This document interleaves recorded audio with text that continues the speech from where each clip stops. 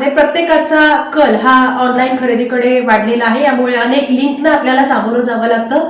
पण जरी ऑनलाईन खरेदीकडे आपला कल वाढलेला असला तरी फसव्या लिंकपासून आपण सावध राहायला हवं, असं महत्त्वपूर्ण आवाहन उपप्रादेशिक परिवहन अधिकारी विजय पाटील यांनी नागरिकांना केलंय.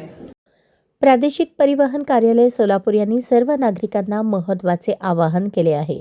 वाहन नोंदणी, ड्रायव्हिंग लायसन्स, ई चलन अशा सेवांशी संबंधित बनावट वेबसाईट्स, फसवे मोबाईल ॲप्स तसेच SMS किंवा व्हॉट्सअपद्वारे पाठवल्या जाणाऱ्या खोट्या लिंकद्वारे नागरिकांची दिशाभूल होत असल्याचे प्रकार उघडकीस आले आहेत.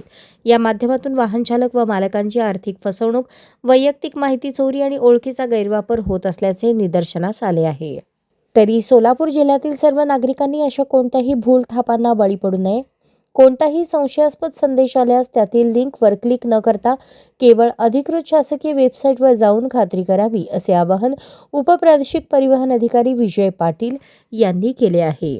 फसवणूक करणारे नागरिकांना याप्रमाणे संदेश पाठवतात: आपल्या वाहनाचे चलन बाकी असून त्वरित दंड भरा, अन्यथा कारवाई होईल. तुमचे DL सस्पेंड होणार आहे. त्वरित या लिंकवर क्लिक करून तपासणी करा. अनधिकृत लिंक पाठवून त्वरित पैसे भरण्याचा आग्रह करणे.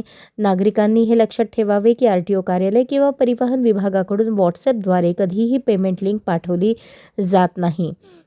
त्यामुळे फसवणुकीपासून नागरिकांनी सावध राहावे, असे कळवण्यात आले आहे.